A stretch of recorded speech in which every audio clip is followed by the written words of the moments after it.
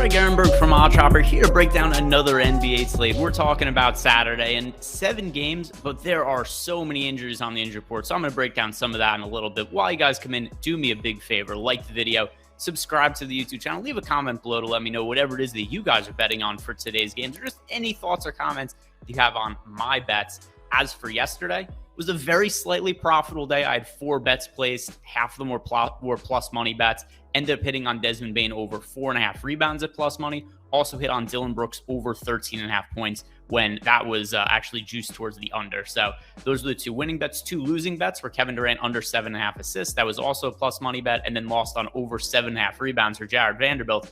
I thought there was going to be finally a game he could stay out of foul trouble, and ultimately didn't end up being the case. Only plays 25 minutes, grabs 6 rebounds, gets into foul trouble again. But either way, 2-2 for a very, very slightly profitable day, just because I had some plus money bets in there. If you were to have bet $100 across the board on those, you would have come out very, very slightly ahead on those bets. But overall, fairly neutral, 2-2 day. Now, as for Saturday, there are so many players on the injury report right now that it does make it a little difficult to identify some player props. I have ones that I do like. I have some other ones that are going to be pending some injury scenarios, but also I think this should be a day where I'm really able to provide some value in our Discord channel, because as players get ruled in or ruled out, it's going to create some value. If you guys want access to our Discord channel, get 1 week for free by clicking on the link below in the description box. Because here's the current injury report situation.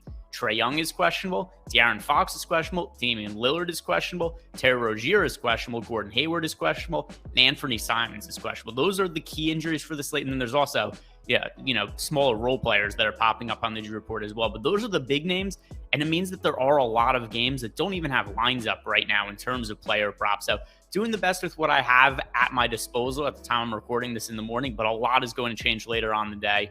And if you guys want access to any updates I have, click on the link below. 1 week free access to Discord. But let's talk about the Saturday games. These are my favorite prop bets of the day.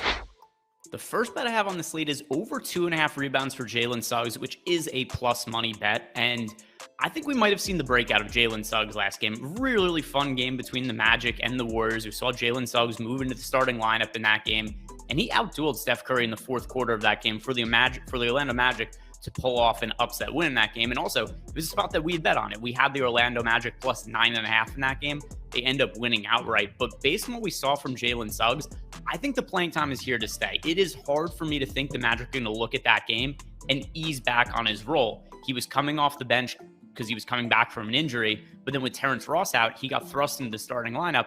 And Suggs played so well, and they used a high draft pick on him last year, that I think they're just going to leave him in that role, especially when we've got guys like Cole Anthony, Markelle Fultz out for this team right now.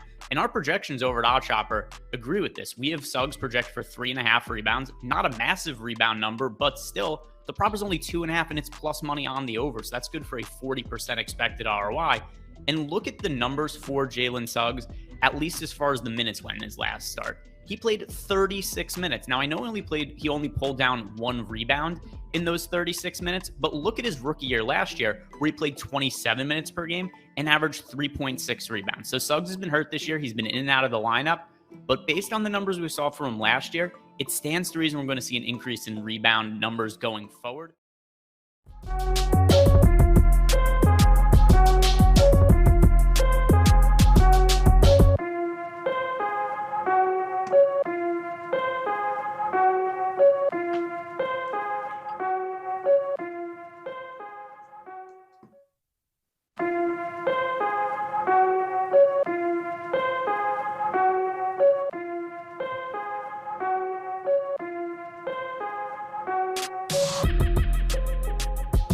Good afternoon, everyone, and welcome into MMA Live Before Lock right here on Stokastic.com, as we're here to get you ready for UFC Vegas 64. And boy, do we got a ton to talk about after what happened yesterday with the weigh-ins.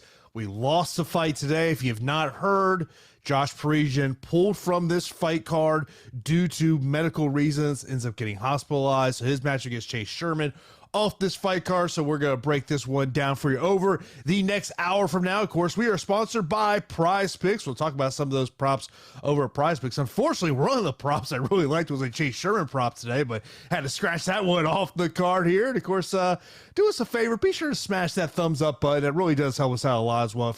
If you're new to the channel, hit that subscribe button, hit that notification bell so you know when a show is live here on the channel. We got you covered every day, whether you're looking for MMA coverage, NFL coverage, NBA coverage, we've got you covered here at Stokastic.com. Of course, if you ever miss any of our shows or you're on the go, be sure to subscribe to that podcast channel so you can check out all of our strategy shows and whatnot. But of course, as always, I am joined by the fighter, Pete Rogers Jr. Good afternoon, Pete. Gotta tell you, man, I'm not going to watch this fight card live. I'm going to a wedding.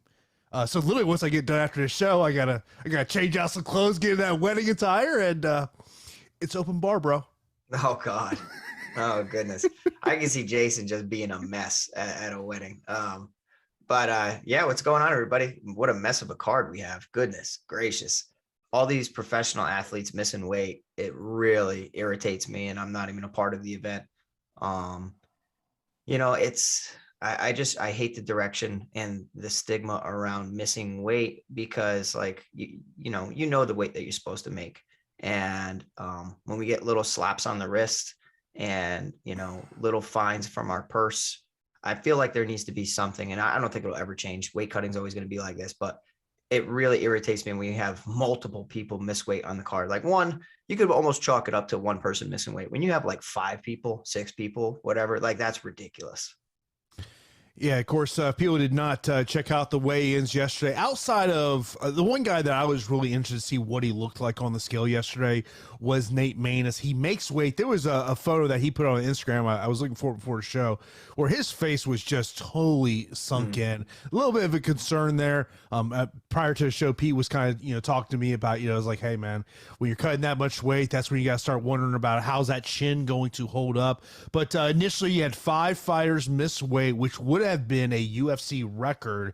Ultimately, it's only 4 fighters who miss weight. And to me, the most interesting part of this is it's none of the Brazilian fighters that their travel was delayed getting to Las Vegas from Brazil after some of the political unrest in Brazil over the past couple of days. But it's Grant Dawson, Benito Lopez, Carlos Candelario, and Ramona Pascual all miss weight. Initially, Shayna Young misses weight. However, she goes back, cuts, decides she's going to try to make the weight. And kudos to my guy, John Morgan over at the Underground. He put out a picture where, she got the scissors out and she started cutting her hair to make weight, Pete. Pete, unfortunately for you, you couldn't do that because you just don't got. I don't think you couldn't. Could you get like a couple ounces off your head if you shaved your head? Definitely not. But she pulled the old Daniel Strauss, and Daniel Strauss was known for this, where he had the big old dreads, and and then he missed weight and ended up just cutting it all off, chopping it all off. So I actually like that. That proves that you want to make weight. A lot of these people, a lot of these fighters, when the going gets tough, man, they'd rather just say, yeah, just find me. And that's not in my DNA. And I don't really understand the weight misses. Seems like Grant Dawson is a real problem. He's got that Manny Bermudez effect about him, where the kid just can't make weight at all. He needs to figure something out. And if not, I feel like the UFC is going to start to implement something within their own standards, because this is quite ridiculous. Yeah, you can't win a bonus. So that's a good thing to hold over a fighter's head when they miss weight. But it's also, giving them an advantage if they cut off a weight cut too soon, so that they can, keep their energy. And, you start to balance the health of the athlete, but also the advantage that it gives them as well. So it's a little tough. And, I'll tell you what, if this happened in Connecticut or wherever, we know a commissioner who would be all over them, and rightfully so, because he does things the right way and will hold all fighters accountable. And next thing you know, they'll be fighting up a weight class. You mentioned about Grant Dawson. Previously his issues were making 146 pounds when he was at a featherweight. Now he's at lightweight, still unable to, and the thing is, and I know we get these questions all the time, on Live Before Lock about when a fighter misses weight. And to me, it is a case-by-case basis of, okay, could maybe there was an injury. Maybe they just mistimed everything. And maybe it just came to a point where the weight just wouldn't come off. me and you have been in this game for a long time. We've had these conversations where a fighter says, you know what, man, I just, for whatever reason, my body, I just couldn't cut any more weight off my body. And so, you don't make weight. I will say I did make a group over in Fantasy Cruncher on the fighters that missed weight. Okay. And did you increase exposure to them or decrease exposure? Decrease. So I wanted to limit where I was getting to. Look, some of these fighters I wasn't going to be on anyway. Miranda Maverick is my most confident play today, so I was not going to go over to Shannon Young. We've seen this fight already in Invicta. It was a first-round stoppage for Miranda Maverick. Carlos Candelario, I didn't see myself really get... I figured before I did my lineups today that I'd probably be somewhere in that 15 to 25% range on him. But I ended up about 20% on Carlos Candelario. Grant Dawson, I just didn't love the price point. Now, I can see how he can get to 100 points, but I'm looking at that matchup against Marco Madsen, and you have two guys that love to grapple. And I just kind of feel like it's going to be a fight that most likely plays out on the feet. So, in that matchup, I would rather get to more Marco Madsen, which I did, than get to Grant Dawson. And that's just primarily because of a salary aspect. We're talking over on the DraftKings side of the equation. Grant Dawson's $9,000, but when you look over to the FanDuel side of the equation, so Dawson $19, Marco Madsen $11. Madsen's one of three fighters over on the FanDuel slate. In terms of a salary relief that stuck out to me, one was Madsen. Another one was Derek Minner. We talked about on Thursday about the high upside he has in terms of GPPs. And then even though she did miss weight, Ramona Pasquale is someone as a low salary fighter over on FanDuel that does stick out to me. Yeah, so let's kind of just touch on certain things. And I will say that every weight miss isn't equal. So stylistically, weight misses could actually benefit some fighters. So Ramona Pasquale is a big fighter for the division for 135.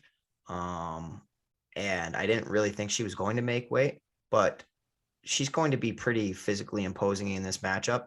And I kind of like the fact that she missed weight if we are going to look at it like that from an exposure standpoint, because if she is able to get takedowns, she could be very, very heavy against Tamiris Vidal, just has to avoid the submission. So a weight miss can boost a grappler or boost a wrestler. So I'm going to, kind of increase exposure to Ramona Pasquale. I already liked her a lot as it is. Carlos Candelario, he's probably going to want to be heavier in this matchup against Jake Hadley, because Hadley is able to mix in some takedowns, but I just don't I don't view him as a physically imposing fighter. He is a flyweight. It's not like he is a little tank. So I don't really like that weight miss. As far as the other fighters, Benito Lopez, the fact that he missed weight and he's been absent from the cage, could be on the couch eating Cheetos this whole time. We don't know, gets a phone call, opportunity to fight out his contract or what have you. So I don't like that. And I already like Mario Batista. So that's a boost to Batista for me. The Shayna Young one, I think that, they fought once already and it was a dominant Miranda Maverick performance. Shayna Young showed that she can actually, she will bite down on the mouthpiece and fight and try to pick up wins. She's not an easy out anymore. I do think that she's extremely low level, but the Gina Mazzani performance showed that there is some promise if she's able to withstand some adversity and if her opponent is taxed in a cardio department. So that I'm kind of, neutral to that weight miss. The Grant Dawson one, man, that's the biggest head scratcher to me, because now you're fighting at 155 pounds. You stopped fighting at featherweight because of the weight troubles, and now you're going to miss lightweight. I do not like that, especially when you're part of such an MMA camp, like American Top Team, a powerhouse camp. So I actually think that's going to tilt in Marco Madsen's favor. So yeah, that's kind of how I view the weight cuts. The Nate Maness fight, yeah, he made the weight. He looks good, in his upper body, but his face, he looked completely sucked out. So I will say that, yes, you made the weight. It's another thing to have to perform after making the weight. And a lot of these guys do not take into account the durability when you're dropping down another weight class. But in addition to that, your cardio is going to be zapped as well. So I kind of like Ulan Bekov a little bit more than I did on Thursday, just from a complete contrarian standpoint. When I was doing my crunches, Pete, I was getting to Ulan Bekov a ton, and I was like, man, oh God, it was one of those when Cruncher spits out, your percentages, it was a percentage. I was like, God damn, do I want to get that high? Yeah. But I was like, you know what? And I started thinking about what Nate Maness looked like, and Jorge, I appreciate your super chat. We'll get to your super chat here in a moment. It was like one of those things. I said, you know what? I'm just going to roll with it. Now, we did lose a fight, Chase Sherman versus Josh Parisian. Kudos, hat tip goes out to James Lynch, great MMA reporter, does some great interviews. If you ever want to check out his interviews with tons of fighters. Know that Josh Parisian put on his Facebook page that he was off of this fight card as he was hospitalized. Chase Sherman on his Instagram story, which I believe has now been deleted, saying that the fight is being rescheduled for 2 weeks from now. That was a fight that, was an 8,000 fight. I like the volume, Chase Sherman. So if you already put in your lineups, you got to put it, if you've got any Chase Sherman or any Josh Parisian. I was not going to have much. I think I had like 10% Josh Parisian. I really did not like Josh in this matchup, but that fight is off of this fight card. But as we kind of move into some game theory thought process here, Pete, in terms of this fight card, I'll start on the cash side of the equation. When I was building my cash lineup, I just went to the low end and I said, you know what? I'm going to take Derek Minner and I'm going to take Marco Madsen. And Marco Madsen, it's a sour relief. Derek Minner, we talked about the upside there, but we know first round upside is great. If he doesn't get that choke in the first round, you are a little bit of concern there. But, going with those two fighters in my lineup, then it just allowed me to get to whoever I wanted. Miranda Maverick to me is my top cash play today. I love her in this spot.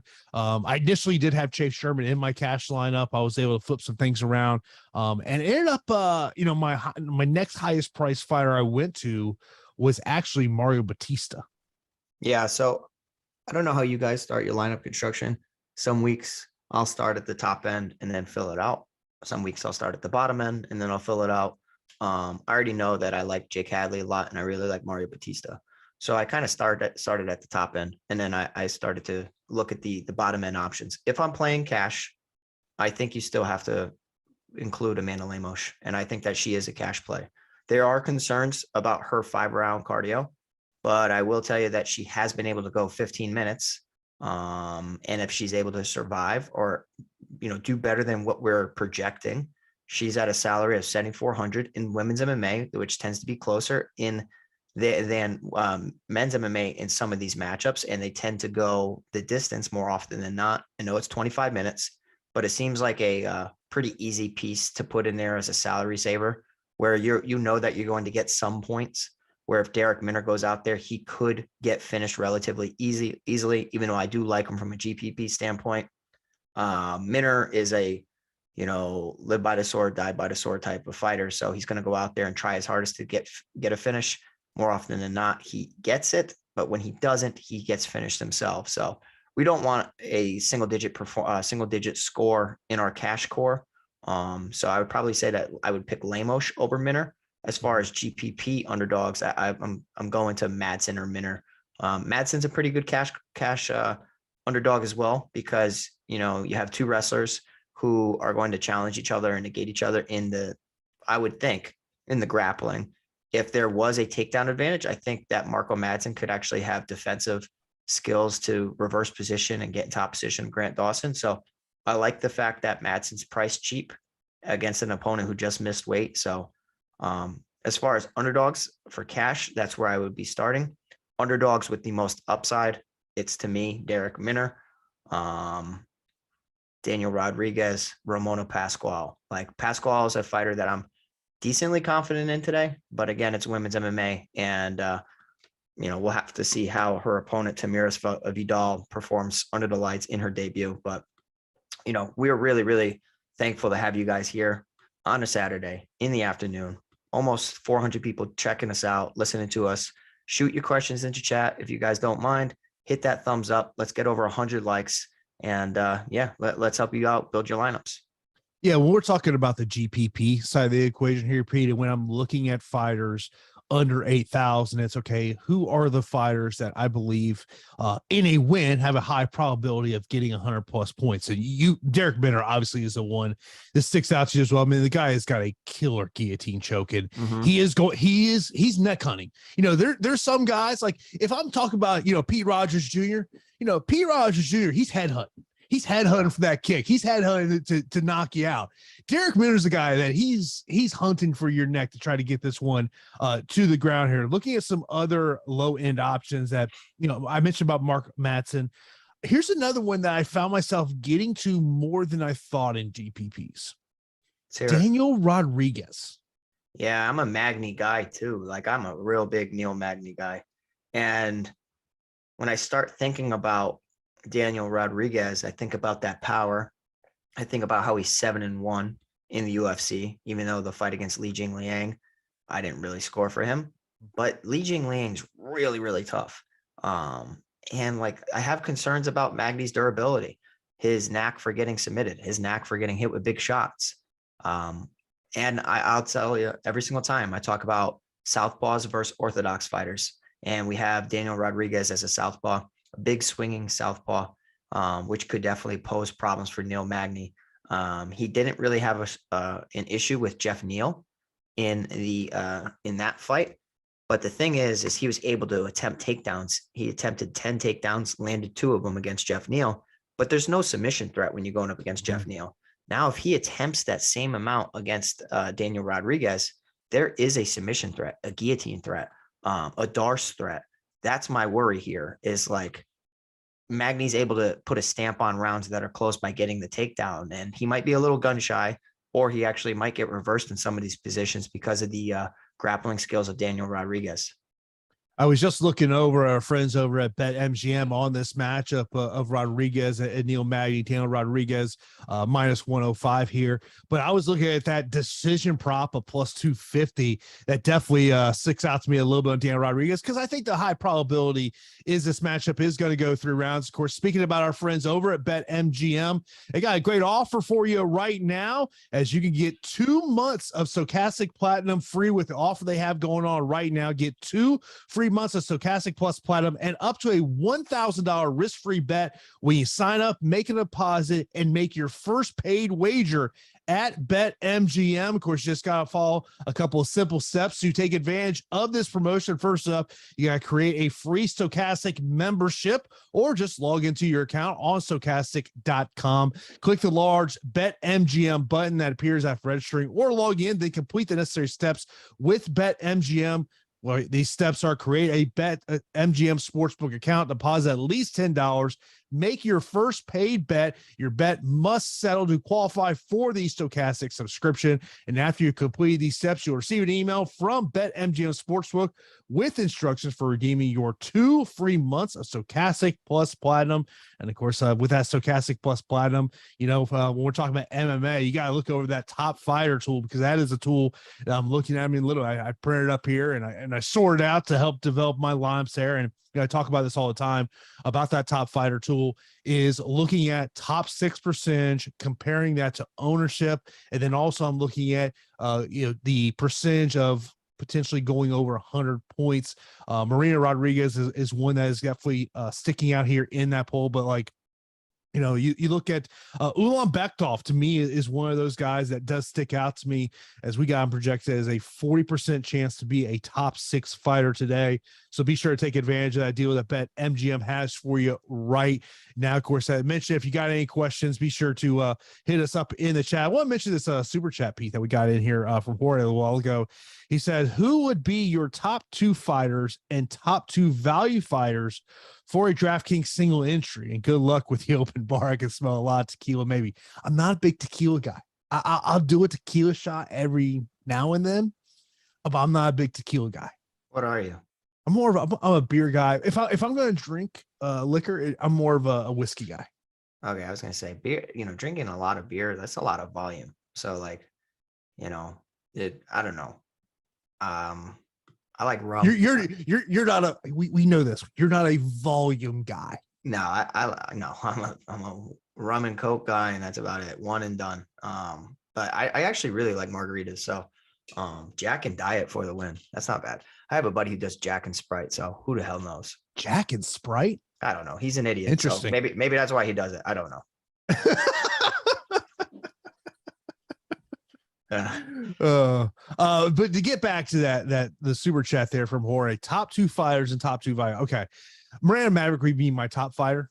Now, this could come into a roster construction situation. You mentioned about Jack Hadley as someone you like there on the top 10. Mario Batista is another one we've talked about on the top end as well. Yeah, so obviously I'm going to be rooting for Carlos Candelario, but because I know Carlos, I just haven't seen anything from him that was similar to his regional success. He would throw great boxing combinations and hit people with some good combos, and they would not like it. And a lot of times he was the better grappler in a lot of those situations. So when they attempted anything, he was able to scramble and then ground and pound them into oblivion. I haven't seen any of that. And I actually think that Hadley's pretty damn good, despite his weight struggles and all his issues surrounding Contender Series and everything. But, I think he had a pretty disappointing debut, and he possesses some strong striking for the division, but some strong grappling as well. And we saw what Tetsuya Taira did to Candelario. So I like Hadley a lot. I kind of have like a 1-2 punch today. I'm a little bit lighter on Miranda Maverick. I like her a lot. I just think from a salary standpoint, I'm trying to get a little different, and prioritizing like Batista or Hadley. I actually think one of those guys has a tremendous ceiling for the card. Batista has looked like an absolute wrecking machine, and now he just finished Brian Kelleher in round 1, and now he gets a guy who has been absent from the cage and missed weight. So, he could get hit with a flying knee and knocked out, and there goes my theory. But I think that Batista is one of the strongest plays on the slate, and I'm going to roster him accordingly. Now, looking at the value plays over on DraftKings, we've talked about Derek Minner, which, I mean, look, it's a boom bust play. Well, we just got to put that one out there. Yeah, if he goes out there and gets submission, yeah, it's going to be a boom, but it's as much of a potential bust play as well. But looking at other value over there, how about I throw a name out here? We haven't even really talked about this fight yet. How about Ludovic taking on Munoz here? Ludovic at 7,500. Obviously, we know what Johnny Munoz. We know what Johnny Munoz is likely going to do. He's likely going to go the takedown route. That is who he is. But looking at some value underneath 8,000, that's one that we haven't talked about that does stick out to me a little bit. Yeah, it might be now that the Sherman and Parisian guy are gone. I think that this might be one of the most difficult fights to project, because usually these guys are the A-side grapplers.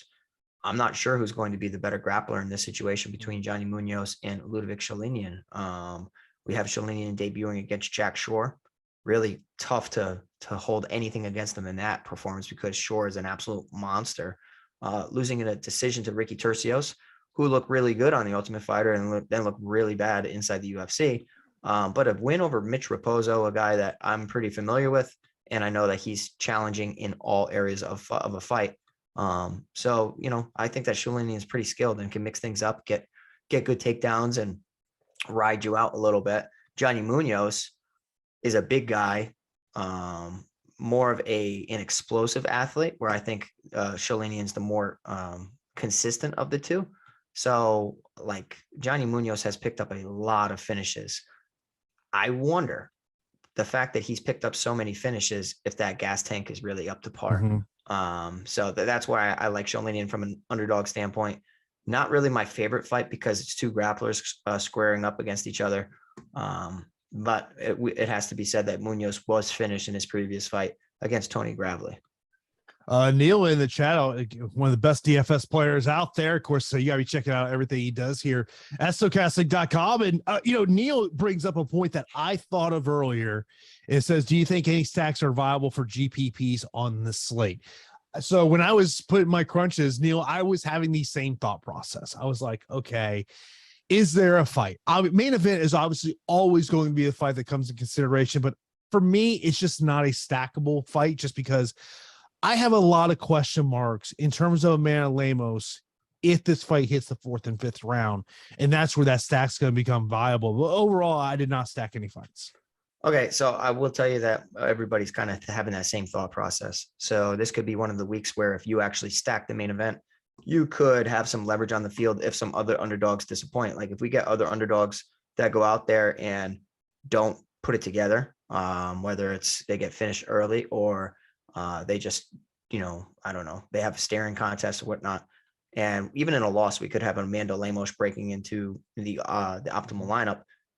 A lot of times we like to think we know how fights are going to go, but when you're talking about the number 3 and number 4 fighters in the world, they are adding things to their camp. They're doing things that we're not aware of. They are recognizing the same holes in their games if they have smart people around them and not yes men, that they can try to improve and develop. Some fighters have it as far as like tremendous cardio. Colby Covington, you never have to really worry about his work rate. Cardio is the one thing, though, that from fight to fight, fighters can make adjustments and change up their routines and look better. So like Amanda Lemos could be doing things completely different that we're unaware of. And this fight comes down to the 5th round.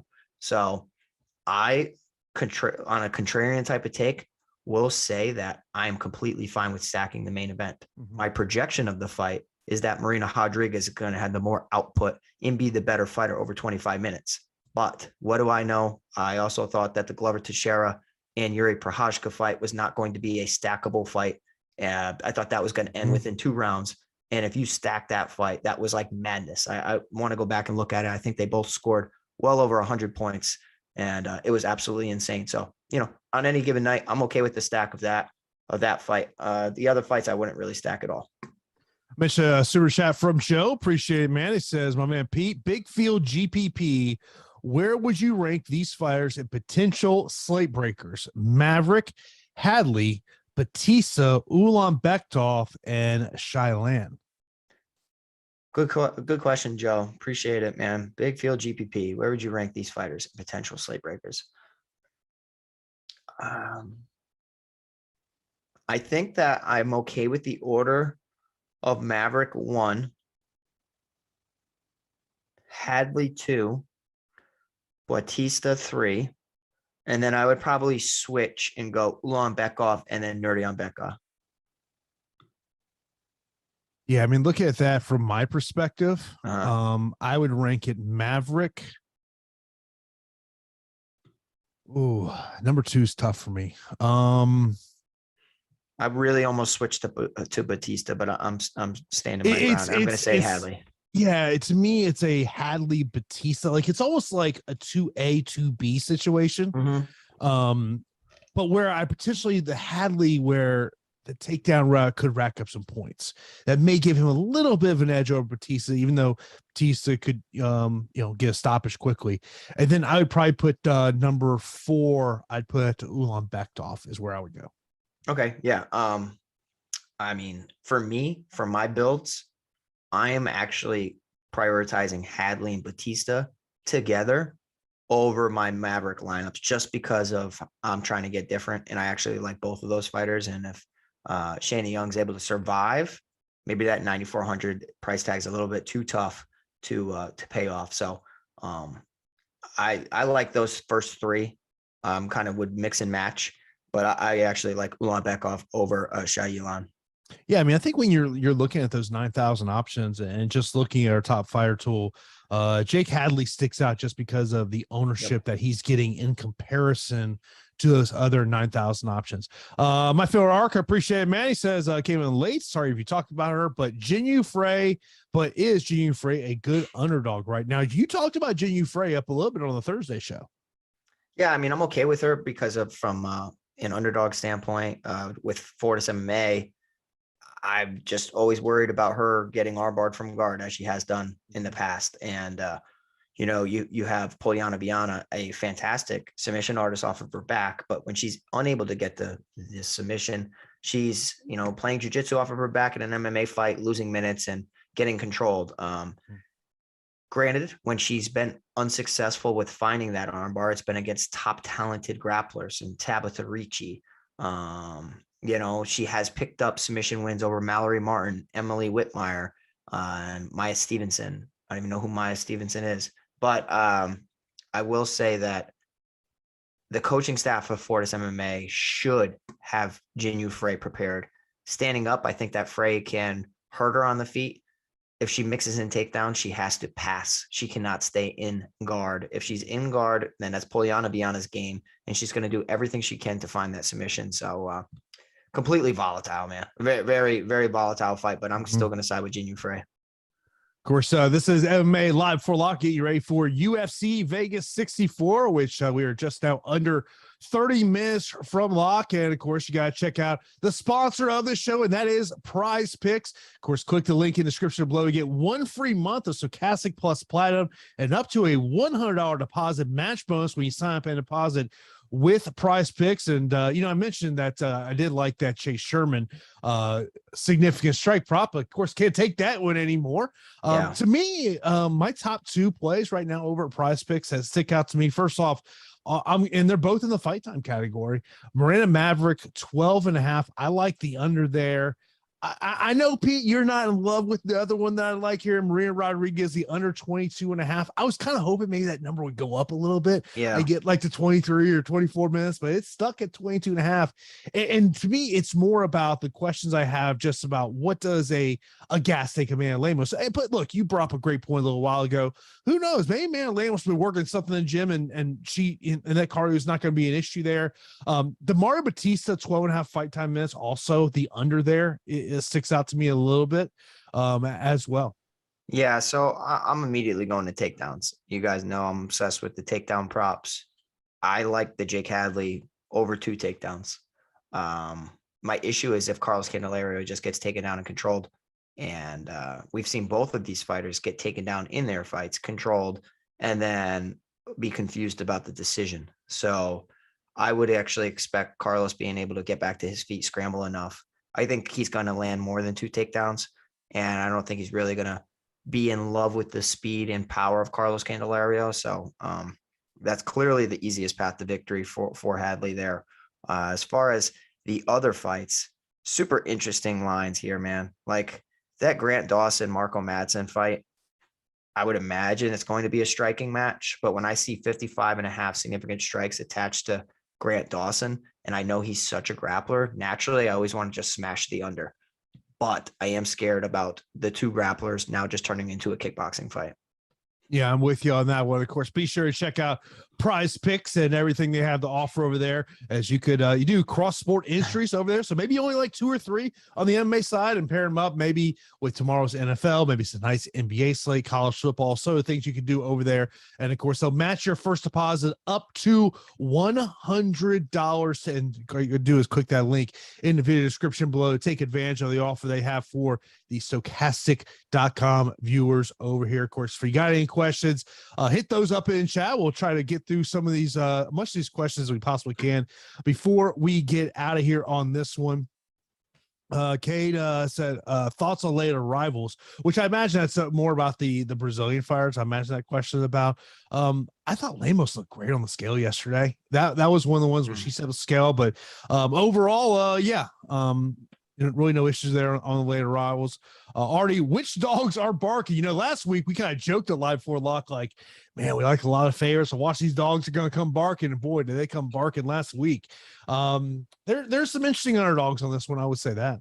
Yeah. So I think the most common underdogs are going to be the ones that we've mentioned, the Marco Madsen and Derek Minner. Naturally, what that does is it leaves the other ones kind of lost in the shuffle. So I won't say they're my favorite, and this can kind of answer my buddy Aiden's question saying, can you tell me the underdog who's going to smash the slate, please? I wish I knew. But I will label it as the 2 most interesting on the slate. Ludovic Sholinian, complete unknown about him in this second performance inside the octagon. And then I honestly might say Daniel Rodriguez. I think that he's going to be popular, but he's very, very interesting, and he has so much momentum on his side inside the octagon, whereas, Magny's just been stumbling as of recently, but against really, really strong competition. Yeah. By the way, there was this picture going around social media that Nate Maness posted. A flyweight is not gaining 53 pounds after weigh-ins, folks. He said he was gaining 53 pounds. he showed a picture of a scale weighing like 170 something, but you know it's not him. It's one of his teammates. Come on, guys. You look like flyweights literally walk around like 145, 150. Max. Yeah. Max. Yeah. Yeah, but like I said, it's not all about like putting the weight on too. A lot of people don't understand that. Like if you put on weight incorrectly, you can actually damage yourself from the rehydration recovery standpoint. If you ever watch these weigh-in streams for a UFC card, and sometimes if the camera pans out, what you'll see is you're going to see a table, and the PI literally has a bag for every fighter, and it's making sure that you're rehydrating yourself in the correct manner, not just sitting there and just slamming down fluids, because that actually can hurt you. Yeah, I tell you what, a lot of these people, and I keep calling everybody an idiot today. I don't mean it, but I kind of do. A lot of them are idiots, and they really just slam waters and Gatorades and all that. And what you do is you end up just peeing out almost everything. So what needs to happen is you need to get that salt intake back. So like when I'm rehydrating, a lot of people are looking at me funny, like, you're eating pretzels right now. Like, listen, buddy, pretzels, tomato juice, anything to get that salt back into your body, followed up by a Pedialyte, electrolytes. And then we start talking about food, but like everybody just slams all these drinks, and it's like, you're doing yourself no good. And you actually are just proving you don't understand the rehydration process. Oli, I like this question here. Rodriguez or Batista in cash? I would rather go Batista in terms of that. I mean, obviously he's got to be Marina Rodriguez. I was thinking Daniel Rodriguez, but no, I missed your question. I apologize. I'm guessing it's got to be Marina Rodriguez or Mario Batista in cash.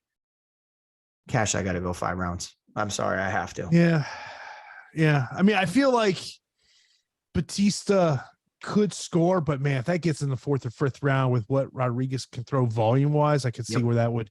Yes, I would say Marina Rodriguez in that one.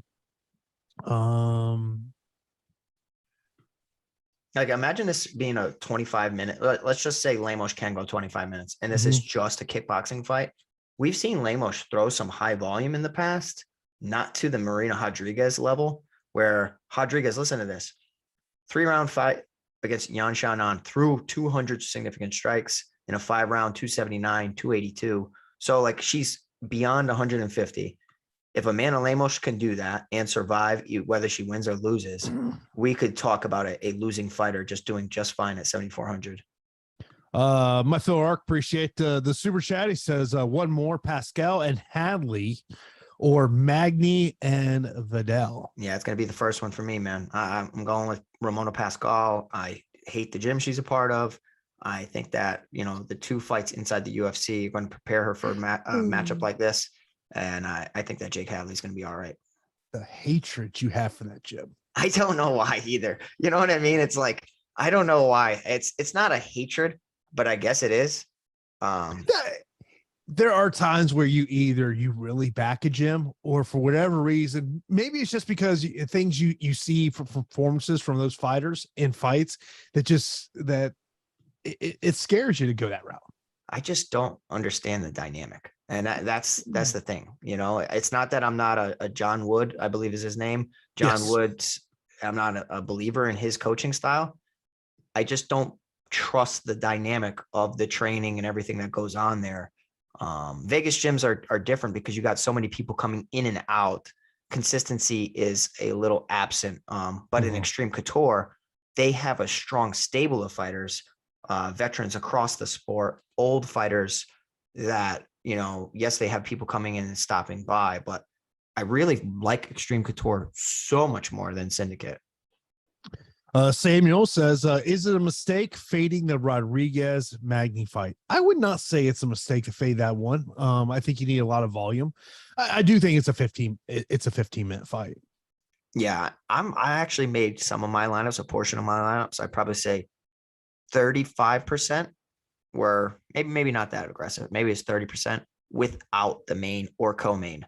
And I'm just trying to get different in the hopes of high scores from the other fights. For DK late slate non-captain, Daniel Rodriguez or Nate Maness. I'd rather go the Daniel Rodriguez. Agreed. Agreed. Prioritize main event, co-main event underdogs. They're some of the best fighters in the world. No doubt about it. What's everyone doing with Madsen versus Grant? I kind of got away from it. I did too. You know, like I'm either getting to Madsen. I'm lighter on Grant Dawson than I wanted to be in an ideal spot. Him missing weight up against a very tough wrestler. He could roll for a heel hook or a knee bar or something like that. And the jiu-jitsu separation between the two is going to be significant if there are scrambles like that. It's just if it stays on the feet, fighting for under overs and fighting for double unders, it's going to be a little tough for him. Jorge coming in with a tequila recipe for me tonight. Yeah, let me hear it. What do you say? He says, tequila asks for 1 finger measure of tequila, 3/4 of cup soda, 1 finger of Coke with ice. Must try it. Interesting. Why do tequila is just typically a shot? I love me some margaritas, man. You definitely you have that look of dude who's, you know, on the beach. Yeah. You got the umbrella. It's you and your girl just kind of laying out on the beach, and you just, you know, you're having that nice big glass of margarita is what you order. Yeah, for sure. Absolutely. If paying for one, who do you prefer, Batista or Hadley? Really close. I think I lean Hadley because of the takedown upside. I'm big on Hadley, but I'm going to go the other way, and I'm going to say Batista because of all the question marks surrounding Benito Lopez, and you have all the momentum in the world, and now you're having a guy who's trying to get out of first gear. You know what I mean? So, like, give me the guy with all the momentum and steam behind him, and Mario Batista. Now, what we would love to see here today is we want to see those winning screenshots after the fights are over. We want to see you go into the Stokastic Hall of Fame. Of course, you got to be rocking that Stokastic avatar on your DFS profile. You can get that over stokastic.com/avatar. And when you place a top 3 of a contest with over 5,000 contestants, tweet your wins to @Stokastic HOF, and you'll win a free month of Stokastic Plus Platinum. Only 1 free month can be awarded to a user per calendar year. Kudos to the boss man, Alex. I don't know if you've seen this, Pete. No, Alex is just killing it over on DFS this week, taking down first place in a NFL showdown contest of 20,000. Also taking down splitting first place in another contest of 75,000, where Alex Stone is like, this is why you do projection with 2 decimal points, as he scored 89.13. The guy ended up finishing third, 89.12. Check on that, man. Check on that, man. That is crazy. But still 25,000. That's amazing. But still, I'd much rather have 75,000, Pete. I'm just saying. Well, hell yeah. Goodness. I would love to see it. I want to see, like, you know, one of our people in here tonight to take it down. That would be great, because when we have takedowns on terrible cards, it just kind of makes us feel better about it. Oh, no question. Also, congratulations to Brian Walton taking down first place in a NFL showdown contest. Also, Andrew taking down second place in NBA contest, then taking down third place in NBA contest. Omar taking down, I know I see him in the chat a lot, taking down third place in an NBA contest. And also Jordan taking down first place in a NFL showdown contest. So we want to see you go into the Stokastic. Almost said the A word. Almost said the A word. Almost said the A word. Almost did not. I was about to say, it's like, oh, no, slow down, Jason, slow down. Well, we want to see you go into the Stokastic Hall of Fame here today. Of course, we got just under 15 minutes here left in the show. If you got any questions, be sure to line those up in the chat. We'll get to those questions before the end of the show here. Pete, let me just ask you, man, is there a fighter we're not talking about? You took the words right out of my mouth. I was just going to ask you that. Who the hell are we not talking about? Let's see it. Let's put the slate under the microscope. I already know who you're going to say. Who do you think I'm going to say? You're going to say Johnny Munoz. No, that's not what I was going to say. What are you going to say? I'm going to the first fight of the night, Tamaris Vidal. I feel like we're not talking about her. Because we don't know anything about her, and the tape is terrible. It's horrible. It's like, it's bad. I have to tell you, Vidal, like, it's bad. But, like, Ramona Pascal, is she good? Because who'd she beat? Peshewa? Is Peshewa really like? No, I know Shamir. I can't. It's awful fight footage. It's awful. I mean, so if Vidal wins, if anybody's rostering Vidal, you're doing it just in spite of Jason for his hatred of the first fight of the night and how volatile it is. Because like that's a perfect week where we don't know much about the underdog in women's MMA. Yeah. So if you want to get exposure to it, well, she's not even an underdog. What am I saying? No, she should be the underdog, but God dang, I can't get behind that. Yeah. Ross, with this question, it goes, have a preference for GPP upset special between Minner and Manus. Both similar ownership on each side of the equation. Concern with Nate Manus is the way I put it. It's a concern of what does he, it's this unknown, and that's what makes breaking down MMA fights be very difficult. It's that unknown. I don't know about him. And, I do wonder is, how does that chin hold up? Do we see an effects of him going down to 125 pounds? Yeah. He could look like a force for the division. He could also look like a guy who killed himself in the sauna and is susceptible. I'll tell you what, man, when you cut a tremendous amount of weight, you're dehydrated. That heart rate is going to be elevated. His cardio is going to be taxed if it gets out of round 1. And you probably are fighting with a headache already. So that chin is going to be super susceptible. So, whereas in the past I've hated on Ulanbekov, I still don't like his upside too much, but this is as good of a situation, not a matchup, but a situation as he could hope for, especially when he's coming off of all that momentum with the camp, looking to put that Tim Elliott defeat in his rearview mirror.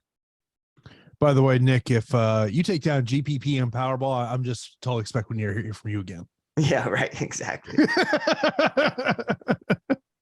The one fighter that I kind of wanted to mention that I said Johnny Munoz because I thought that's who you were talking about, but we're not talking about Shailan Nurmagomedov against a guy in Derek Minner who will put himself in bad positions to hunt the finish. But if he's unable to do so, I thought Charles Rosa could have snatched up a submission. I thought that what's his name? Ryan Hall. I thought Ryan Hall would have submitted him. I thought that was like the most free money in the world. Good thing I hedged myself a little bit on that fight. But I think that Shah Yilan at 8,900 is in a very interesting spot, especially with all the work at Killcliff FC for this camp. Spencer asked about our favorite underdogs on FanDuel. Kind of touched on this a little bit earlier, and I think it's a lot of the same names we've been talking about throughout the show. But the three that I highlighted in terms of underdogs overall on FanDuel was Madsen, Minner, and Pasquale. Yeah, I'm with you on that. I mean, you're talking Madsen, $11, Minner, $12, Pasquale, $13. I mean, look, I think we've really hammered this point about Derek Minner. I mean, it's a boom bust play. Like every fight card I bring up, like who are those boom bust plays? And like Derek Minner, if I was creating a tool over at Stokastic.com right now of MMA boom bust plays, number one would be Derek Minner. Yeah, I'm with you, man. If I was going to say number 2 boom bust play on this card, looking from an underdog perspective here, maybe it's Nate Manus. God. I mean, we have the question marks there, but Bektoff, he trains with a great team. Yeah. But he just hasn't lived up to what the rest of that team's doing. Yep. Yeah. I mean, it's tough too, right? Like that's a tough room, like that's a really tough room to try to stand out, but I've heard good things, but under the lights, he has looked like a busted prospect or one of the worst people of the stable. Andrew mentions this for single entries. Do you boys like Shonan more than Candelario? Seems like Candelario is way over owned. Yeah. I remember when I was, when we updated our projections a little earlier this afternoon with the changes, the ownership on Candelario was a little surprising to me. Very. I thought it would be lower than what it is. The missing weight is a concern there. And I just wonder, is this a matchup where just Hadley just is able to really control the action of the fight just with his grappling and keep Candelario on his back. Yeah. Yep. That's why I like that PrizePicks number, man. And Hadley's going to be one of the most exposed fighters. He needs to get a finish or he needs to ragdoll him. So. Wow. My guy, Mike, who's running the sticks here today, goes, take it back to drinking talk earlier. A swig of pickle juice before bed on drinking night does miracles. It's a Philly thing. What the hell is that? I've never heard that one, Mike. That is a new one. Oh. Oh my God. Oh man. Yeah, I'm a Gatorade guy, man. I'm a Gatorade guy. Same. Yep. Let's see here. Get some other questions in here. How much salary are you leaving on the table, Jason? Dude, when I did my hand build on the cash lineup, I think I had like 1,500, 2,000 on the table. Damn. Yeah. Well, I mean, when you start, going to the lower end here, I mean, I think I ultimately ended up probably around 1,000. Yeah, because I had changed out Chase Sherman, but yeah. Okay. That's fair. Yeah. See here. Last man in DraftKings main event, Rodriguez, Munoz, or Ulan-Bekdov. So we got Marina Rodriguez, Johnny Munoz Jr., and Tagir Ulan-Bekdov. It's really hard to do that when you don't know the rest of his lineup. Obviously, he doesn't have those opponents. As far as like safety and security, I'd say Marina. As far as like second one, I'm not a big Munoz guy today. Like, will he be able to out-grapple a very, very strong wrestler in Sholinian? I'd probably say the second one will be the Ulan-Bekdov, and I still have my concerns. Yeah, I mean, I think the 5 rounds really leads me to take that Marina Rodriguez. Of course, be sure to take advantage of the offer BetMGM has for you, as they got a risk-free BetMGM offer, a free bet up to $1,000 in 2 months, a Stokastic Platinum free. All you got to do is click the link in the video description below, so be sure to check out that. And of course, if you're looking to make a bet here on tonight's fights, be sure to check out what BetMGM has for you, if BetMGM is available in your state there. Yeah, let's hit this one of the last questions. Let's go. Sam Pierce, thank you for the super chat, 199. Appreciate it. He says, best DraftKings captain, and you guys are awesome. Well, we're really appreciative for you, man. I got to go with Mario Batista. I think that the 13-8 is fine. I think 14-7 for Marina Maverick's great, but why not get to some savings in a plus matchup against a guy who's been absent from the cage? No, I am with you there on that one. Let's see here. If Benito Lopez beats him today, A, that's a huge win. B, that should never happen. And a lot of my lineups are going to be dead. Yeah. Andrew coming in with the narrative here today. He says, check this narrative out. Pascal has I'll use a crap. I won't say the word he said. Ton of followers. She's important for the South Asian market, and they can't cut her. So they are signing this Vidal to give her a layup. Now, look, does that happen? Yeah. Do you see this is where we talk. There's a clear A side and B side, but I don't know. This ain't it, man. Yeah. This ain't it. This is not it. I mean, I like where your head's at, Andrew, but like you see this a lot when they are outside the Apex and they're going to hometowns. So if they go to like London and then they get the London guy to have a favorable matchup, and they also want him and need him to do well so that they can return there.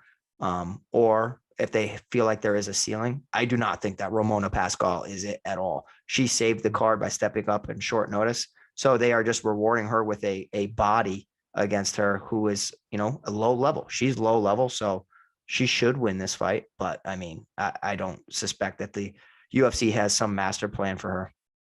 Ask one of the questions about what's my go-to whiskeys. I'm a Jack Daniels guy. Really? Yeah. Ryan, do you like Dawson? No. I think he's the better fighter. Let me say that. Yes.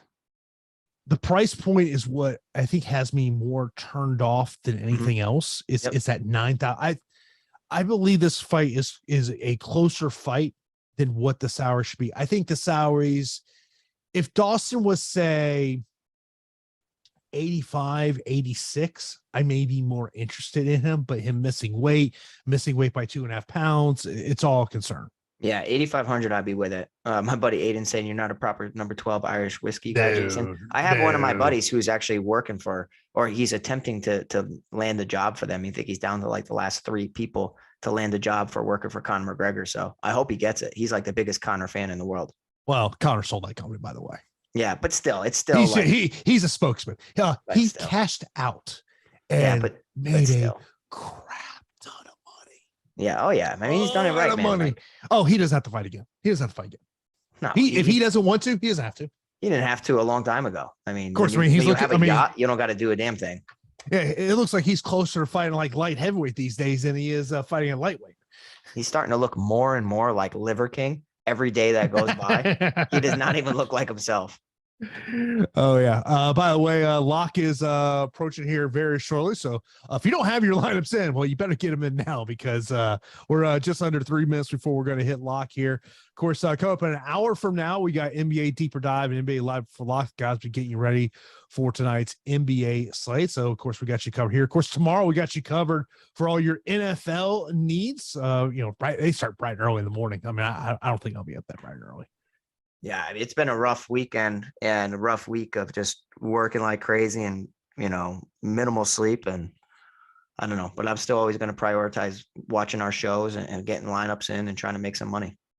Yeah, I did, I initially put my CSV in this afternoon. Then I was like, well, got to change that CSV after we had the chase. I was probably, I think I was like around 30% range on Chase Sherman, I want to say. So you liked him more than Parisian?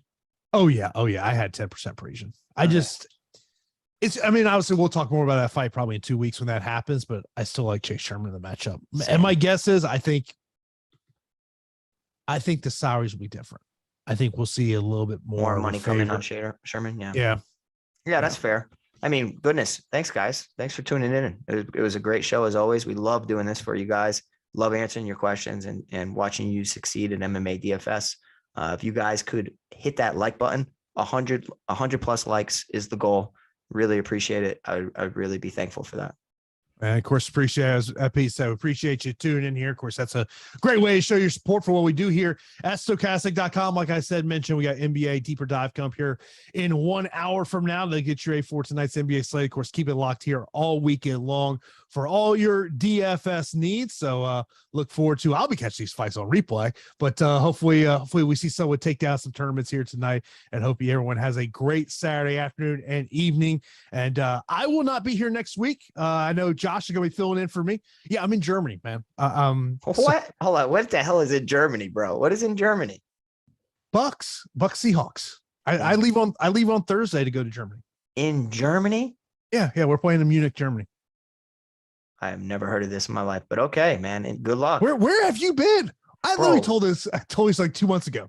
Yeah, that went in the brain and out. But Germany, that's kind of. Are you at least gonna like make it into a cool trip? Yeah. We're gonna Friday is kind of my quote unquote off day while I'm over there. Yeah. So do the tourism thing. And nice. I was actually looking at there was a place like I guess you can rent a bike for bicycle for a day. So I was kind of maybe thinking about maybe bicycling around the city. There you go. Cool. And then definitely drink some beer, man. Gotta get the German beer in a boot, man. That's I gotta find that. I gotta find that. Das Boot. You have to. Yeah, I gotta find that one.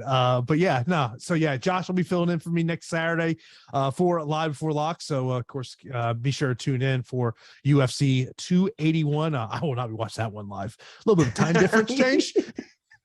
Yeah. I think the pay-per-view starts at like 4 a.m. Munich time. Yeah, goodness. Yeah, no, I'll be sleeping. Awesome. Thanks, guys. We really appreciate you. Jason, good luck. Be safe on your travels. And have a good afternoon, everyone. Send us those winning screenshots and keep it locked here to Stokastic.com all day long. And I'll talk to you in a couple weeks here on Stokastic.com.